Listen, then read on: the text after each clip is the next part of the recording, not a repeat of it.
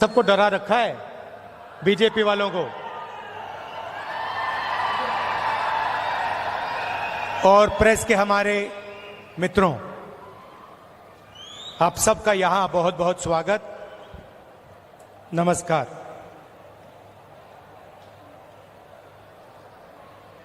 आज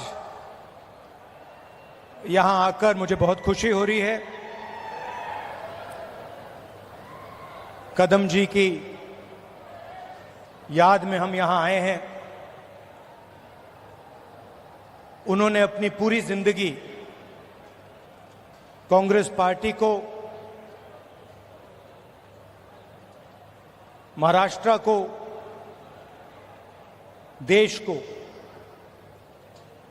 दी, विकास का काम किया,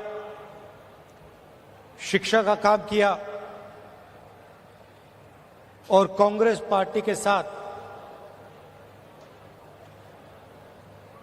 पूरे दिल से पूरी जिंदगी भर वो खड़े रहे। जब इंदिरा गांधी जी चुनाव हारी थी तब भी कदम जी उनके साथ थे। 2 बजे रात को उनकी मीटिंग ऑर्गेनाइज की थी। 2 बजे रात को पब्लिक मीटिंग ऑर्गेनाइज की थी। तो आज हम उनकी याद करते हैं। महाराष्ट्र प्रोग्रेसिव स्टेट है। अलग अलग लोगों ने यहां पर प्रोग्रेसिव काम किया, जनता को एक साथ लेकर इंस्पायर किया। और वो लोग महाराष्ट्र को रास्ता दिखाते हैं।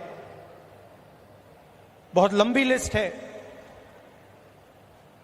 शिवाजी महाराज जी, शाहू महाराज जी, फूले जी, अंबेडकर जी, इन सब ने महाराष्ट्र को नहीं मगर पूरे देश को जीने का तरीका,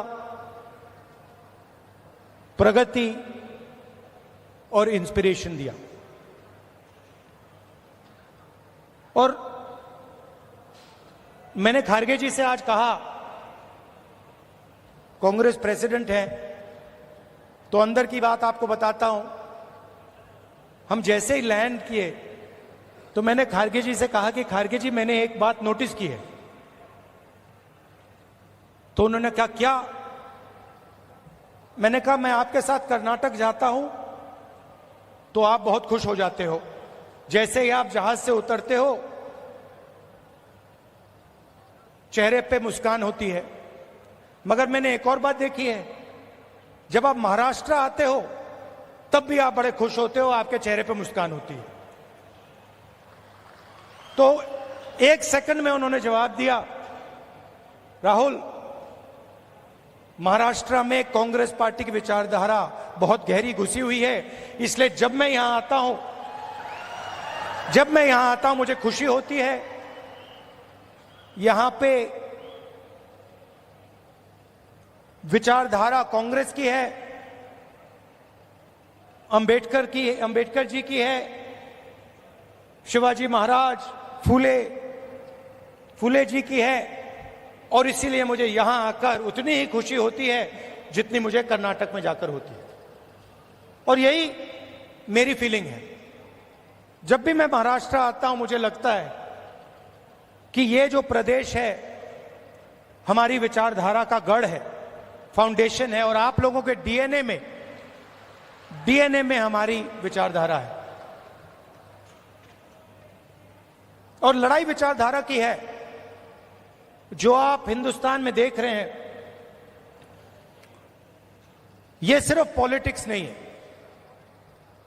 पहले पॉलिटिक्स चलती थी, राजनीति चलती थी। आज हिंदुस्तान में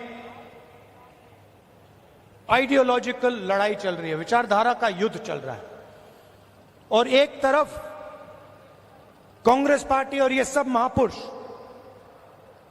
और दूसरी तरफ बीजेपी।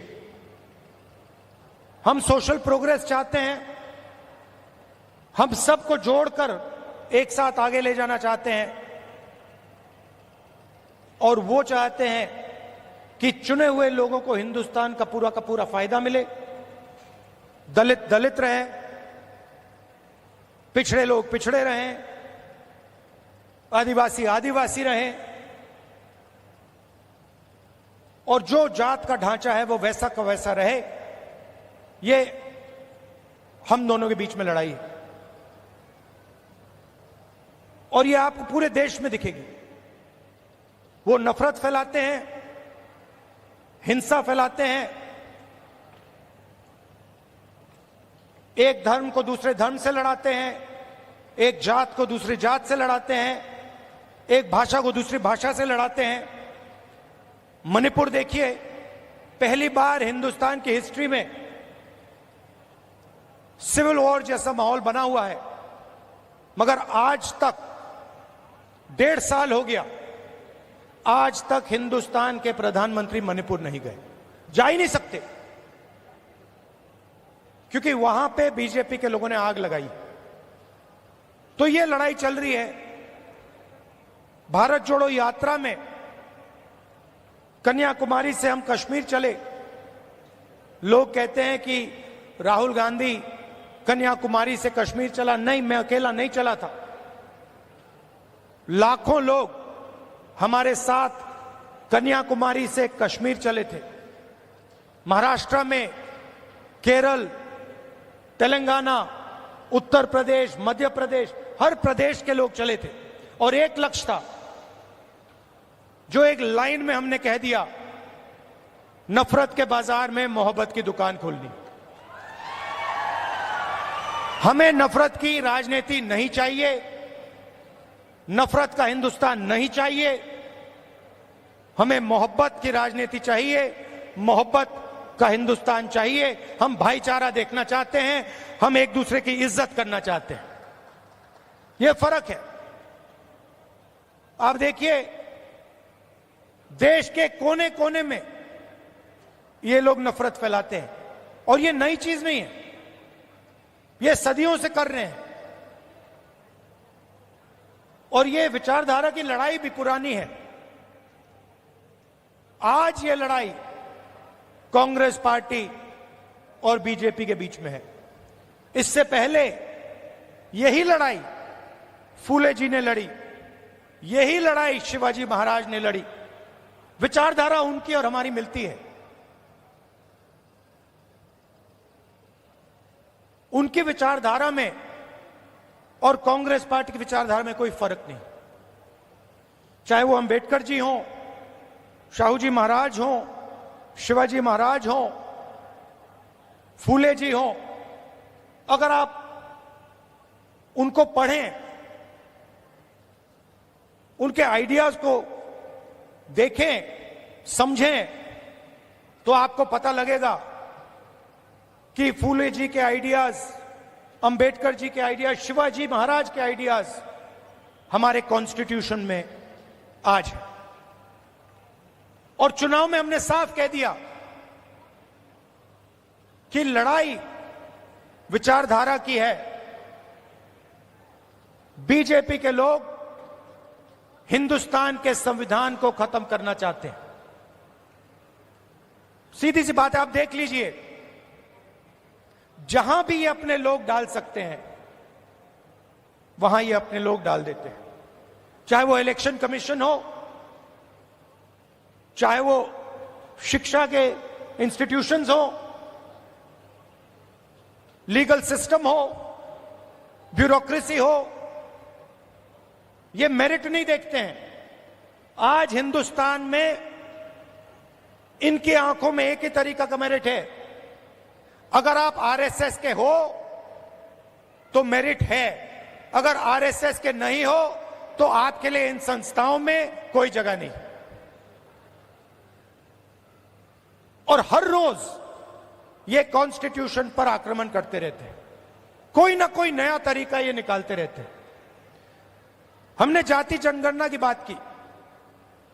हमने कहा कि देखिए, देश में पता लगाना है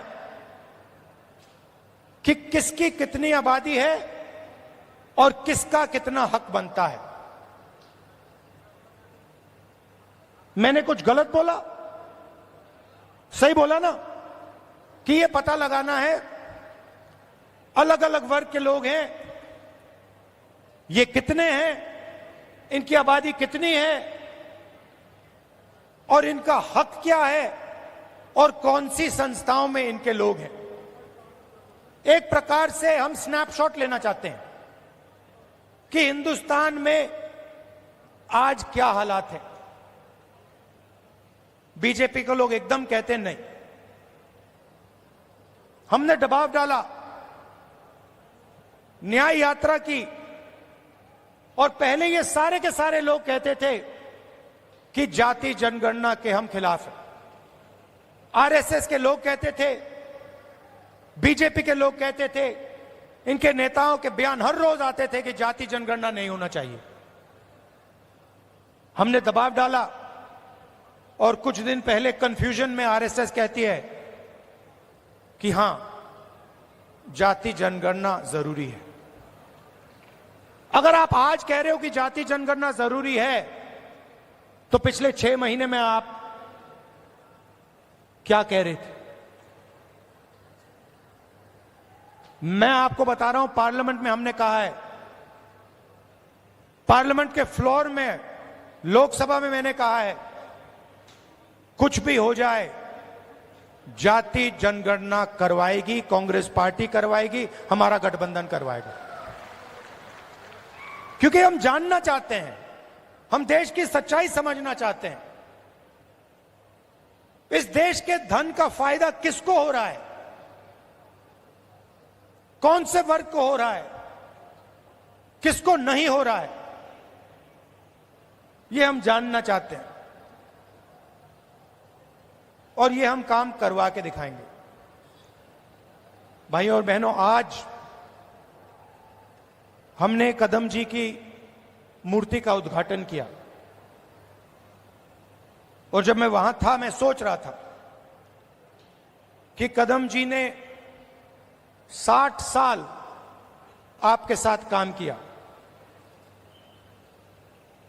ट्रांसपेरेंसी के साथ, मोहब्बत के साथ उन्होंने काम किया, ईमानदारी के साथ उन्होंने काम किया। 60 साल में उन्होंने आपसे कभी माफी नहीं मांगी। क्यों नहीं मांगी? क्योंकि जरूरत नहीं पड़ी। यह सच्चाई है। माफी वही मांगता है जो गलत काम करता है। जिसने गलती ही नहीं की, उसको माफी किस चीज की मांगनी है? यहां कुछ ही दिन पहले शिवाजी महाराज की मूर्ति बनाई गई और मैंने अखबार में पढ़ा कि प्रधानमंत्री ने कहा, मैं शिवाजी महाराज से माफी मांगता हूं। अब मैं ये समझना चाहता हूं, प्रधानमंत्री जी ने किस कारण माफी मांगी? अलग अलग कारण हो सकते हैं। पहला कारण हो सकता है कि ये जो मूर्ति थी, इसका कॉन्ट्रैक्ट आरएसएस के एक व्यक्ति को दी गई। पहला कारण यह हो सकता है। शायद प्रधानमंत्री जी कह रहे हैं कि नहीं, मैंने गलती की, मुझे ये कॉन्ट्रैक्ट आरएसएस के व्यक्ति को नहीं देनी थी, ये मुझे कॉन्ट्रैक्ट मेरिट पे देना था। शायद वो गलती हो सकती है। दूसरी गलती हो सकती है कि मूर्ति के बनने में भ्रष्टाचार हुआ, चोरी हुई। शायद प्रधानमंत्री इसके लिए माफी मांग रहे हैं कि मैंने जिसको कॉन्ट्रैक्ट दिलवाया उसने भ्रष्टाचार किया,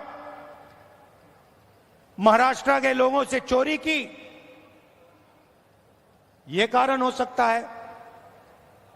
तीसरा कारण हो सकता है कि आपने शिवाजी महाराज की मूर्ति बनाई, उनकी याद में आपने मूर्ति बनाई, और आपने इतना भी ध्यान नहीं दिया कि वो मूर्ति खड़ी रहे। मैं आपको गारंटी देता हूं, कदम जी की जो मूर्ति बनी है ना, आप यहां 50, 60, 70 साल बाद आ जाइए, यहां आपको दिखेगी।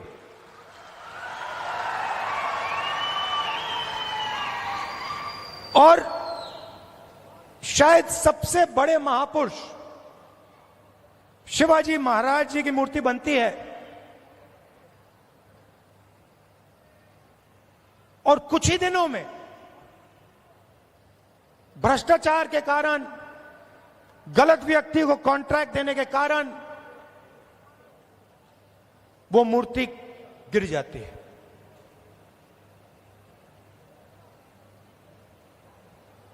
शिवाजी महाराज का अपमान किया है, और प्रधानमंत्री को सिर्फ शिवाजी महाराज से माफी नहीं मांगनी चाहिए।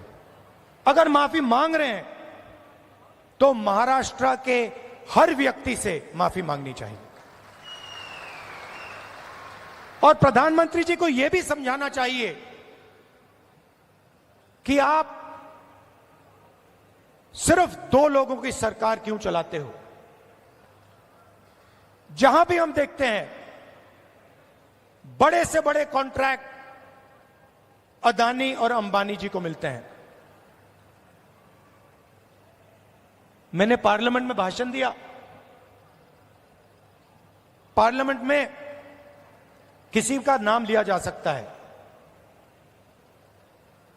मगर पहली बार मुझे कहा गया कि पार्लियामेंट हाउस में अपने भाषण में मैं अदानी और अंबानी का नाम नहीं ले सकता हूं। तो फिर मैंने कहा ठीक है भैया, आप चाहते हो कि मैं ना लूं, मुझे कुछ ना कुछ तो कहना पड़ेगा। अगर अंबानी अदानी नहीं चाहते हैं तो मैं कुछ और कह देता हूं। तो मैंने उनका नया नाम बनाया है A1 और A2। पूरा का पूरा काम A1 और A2 का हो रहा है। प्रधानमंत्री जी ने इसके लिए माफी किसी से नहीं मांगी।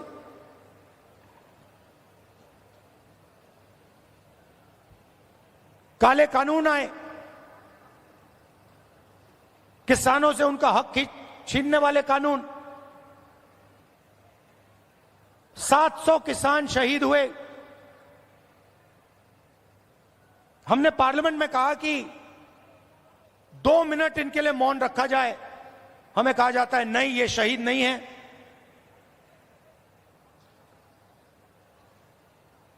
दो लोगों को फायदा पहुंचाने के लिए हिंदुस्तान के सारे स्मॉल और मीडियम बिजनेसेस को खत्म कर दिया। जो लोग इस देश को रोजगार देते हैं उनको नोटबंदी से, गलत जीएसटी से आपने खत्म कर दिया। अरबपतियों का रास्ता खोलने के लिए उनसे भी आप माफी मांगिए, नोटबंदी की माफी मांगिए, गलत जीएसटी की माफी मांगिए। और नतीजा क्या है कि आज अगर युवा रोजगार चाहता है, सिर्फ महाराष्ट्र में नहीं, पूरे देश में कहीं भी अगर रोजगार चाहता है, उसे रोजगार नहीं मिल सकता। क्यों? क्योंकि जो कंपनियां उसे रोजगार देती थी, जो छोटी कंपनी थी, मिडिल साइज कंपनी थी, वो सब बंद हो गई, खत्म हो गई। भाइयों और बहनों, अंबानी और अदानी इस देश को रोजगार नहीं दे सकते हैं। रोजगार कौन दे सकता है? रोजगार छोटे बिजनेस वाले दे सकते हैं, रोजगार मीडियम साइज बिजनेस वाले दे सकते हैं, जो छोटी फैक्ट्रियां चलाते हैं, मिडिल साइज फैक्ट्रियां चलाते हैं, जो चीजें बनाते हैं, ये लोग दे सकते हैं। आज हिंदुस्तान में नया मॉडल है, चाइना का माल आता है, वही 10-12 अरबपति उस माल को बेचते हैं। आप मोबाइल फोन के पीछे देख लीजिए मेड इन चाइना, शर्ट के पीछे देख लीजिए मेड इन बांग्लादेश, जूते के नीचे देखिए made in Vietnam, made in Maharashtra, made in India आपको कहीं नहीं दिख सकता। और ये सारा का सारा माल ये अरबपति बेचते हैं। नुकसान किसका होता है? हिंदुस्तान के युवाओं का होता है। हिंदुस्तान के जो छोटे बिजनेस हैं, मिडिल साइज बिजनेस हैं, जो चाइना का मुकाबला कर सकते हैं, उनका होता है। फायदा किसका होता है? नरेंद्र मोदी जी की मार्केटिंग होती है, अदानी और अंबानी जी का फायदा होता है। और दो हिंदुस्तान बन रहे हैं, एक अरबपतियों का उसमें 20-25 लोग हैं, और दूसरा मजदूरों का, किसानों का, बेरोजगार युवाओं का। भाइयों और बहनों, 16 लाख करोड़ रुपए, 16 लाख करोड़ रुपए नरेंद्र मोदी जी ने इन 20-25 लोगों का कर्जा माफ किया है। किसानों का आज तक कर्जा माफ नहीं किया है।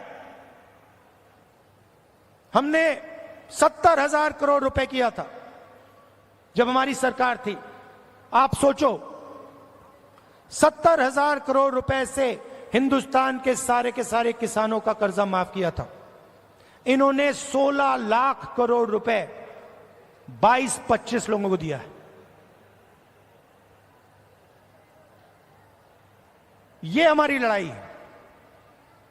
हम चाहते हैं कि एक हिंदुस्तान हो।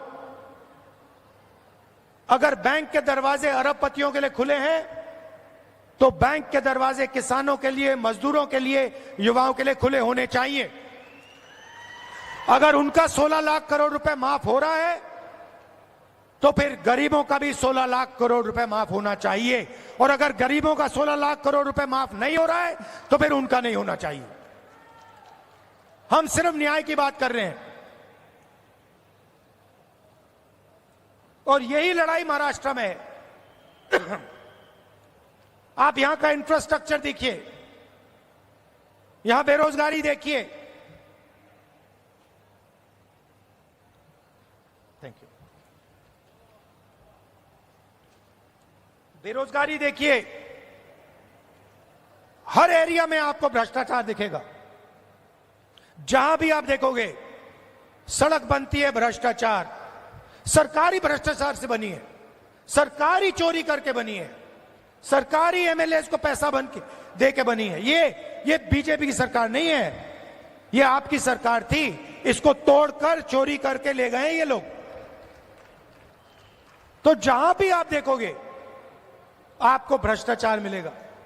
बाहर के लोग यहां आकर आपके कॉन्ट्रैक्ट ले जाते हैं, दूसरे स्टेट के लोग यहां आकर आपसे कॉन्ट्रैक्ट छीन जाते हैं।